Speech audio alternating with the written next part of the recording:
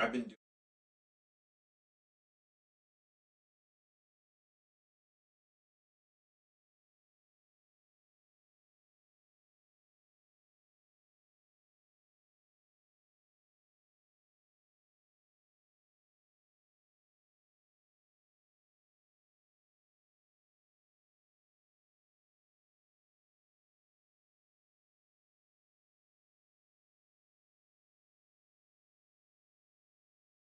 The business leadership and marketing strategist Simon Sinek put it even more simply than I ever did. So I'll give him credit for this. He calls it your why. Start it with why. So let's get into what is your why and why does it matter. Grab a drink, find a comfortable seat, and let's talk retail.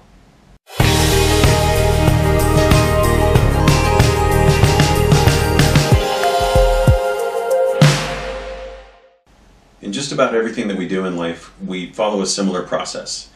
We have a thought about something. Could be anything, doesn't matter. That thought is going to create an emotional reaction. We're going to have a feeling about that thought. Based on what that feeling is, whether it's a positive feeling or a negative feeling, we're going to take action. We're either going to move in the direction of that feeling or we're going to move away from that feeling. Based on what action we take, we're going to have an experience. Based on what that experience is, we're going to develop a belief system about the way the world works and how we need to behave in it in order to have the kinds of experiences that we want to have. And those beliefs will inform our future thoughts. Now, in business, particularly with men in business, because we're not supposed to be touchy-feely, we like to be very intellectual, we try to skip directly from the thought to the action. If I can have my customer have this certain thought, if I can get them to have this certain thought, then they will take this action that I want them to take, which is usually to make a purchase. And it doesn't work that way. You can't skip over the feeling. It's the feeling that motivates the action, not the thought.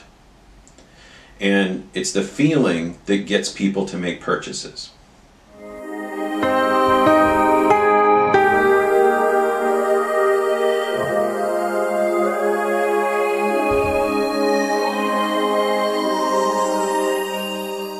In some of my public speaking, my seminars on retail design, I've discussed this, and I was having this conversation with a group of people one time, and there was a gentleman in the front row who clearly just wasn't buying this. He had this look on his face, and I said, "You're not buying this, are you?"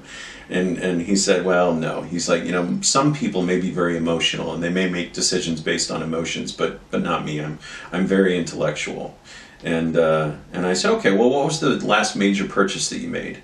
And he said, "Well, I just bought a car." And he said, and I was very practical about it. I did all my research. I looked things up on the internet, and I compared features and benefits from different manufacturers, and looked at ratings and customer reviews, and I bought the one that made the most sense.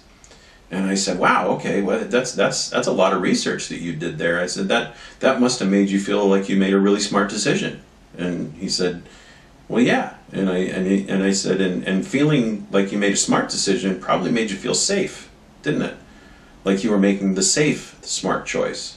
And he said, "Yeah, it did." I said, "Okay, so the feeling that you wanted to have was you wanted to feel safe, and you wanted to feel smart. So there is always a feeling involved. There's always an emotion that is driving the decision making." Now, how does this relate to your why? Well, your why should be an emotional thing. It should spark an emotional reaction. When you think about, why do we do what we do? What do we believe in? What are we passionate about? Simon Sinek uses the example of Apple, and he says their why is probably something like, in everything that we do, we believe in challenging the status quo. And that is a great emotional why. I mean, that makes you want to do business with them.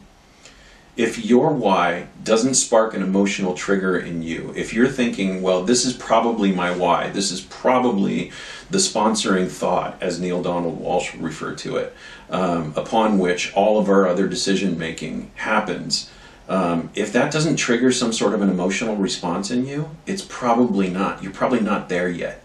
You need to keep digging.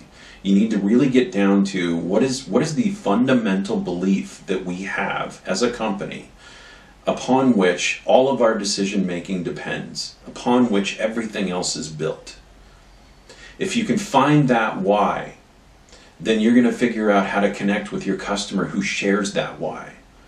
The customer who believes what you believe.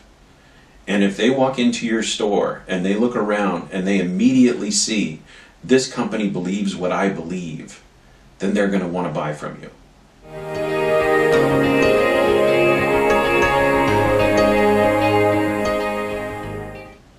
Now, why is this important? It's important because truly understanding the foundation upon which everything is built for you, the core belief that you have that is your why, makes decision making so much easier. Everything becomes so much clearer as far as what you should and shouldn't do with your company when you really understand your purpose, your why. Let me give you an example. Let's say, for argument's sake, that you have a fly fishing shop. And your why is that you believe as a company that when we reconnect with Mother Nature, we reconnect with our own souls. That's an emotional thing. That either triggers you emotionally or it doesn't. You either connect with that or you don't. If you do connect with it, then you can apply that to everything that you do in that store. And let's say, for argument's sake, that one day you're doing business is good, you've got some good foot traffic, somebody comes in the door and they say, hey, you know, I got this distribution center down the street and we are overstocked on bedroom slippers. We just have way too many. I got a pallet of bedroom slippers out in the truck. I'll sell it to you for 50 bucks. And you could sell these for 10 bucks a pair, which is still $25 cheaper than you can get them at the department store, and you can make a killing on these things. The question is, should you do it? Not can you do it, would you be able to do it?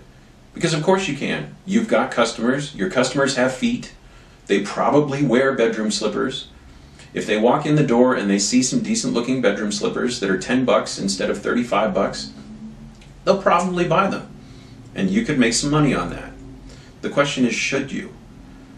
And when you understand your why, and you can look at those bedroom slippers and say, does this help my customer reconnect with Mother Nature? No, it doesn't. So should I do it? No, I shouldn't. And here's why.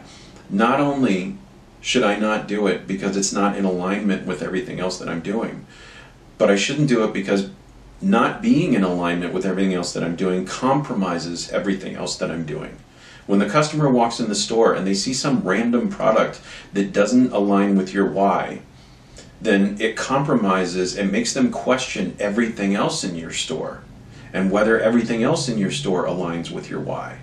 When everything is in alignment, when the customer can walk in the door and just look around and go, oh my God, everything here supports me reconnecting with Mother Nature, and that's my why, that's what I want to do, that inspires them.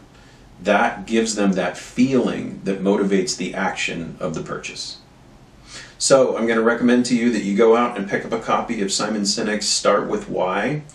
No, I don't get a commission on this. I just think it's a wonderful book. I think it'll be incredibly helpful to you. Also, check out his TED Talk on YouTube. Just search for Simon Sinek Start With Why. Watch the long version of it if you can.